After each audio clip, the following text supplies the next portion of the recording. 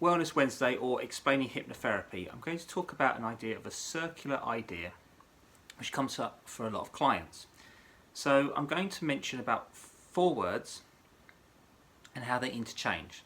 So the first one of this is blame.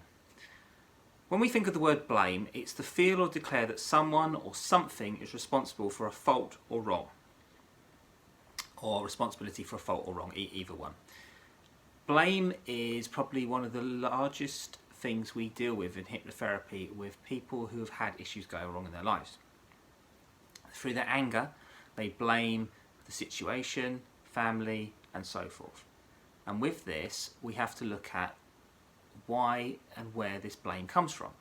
See, the issue with blame is when you're blaming everyone else or everything, is that you're not taking responsibility for your own actions.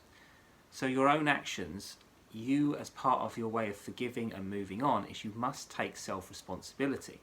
So the word blaming is just an ideology of that we must put our faults or things what have become a fault or an error onto everybody else. And the trouble is with this is that when we keep doing this, we get into a bad habit of this, and this is where people fall into the victimhood issue. So the idea of blaming something else or blaming something for the condition is actually not very much a thing what can move you forward.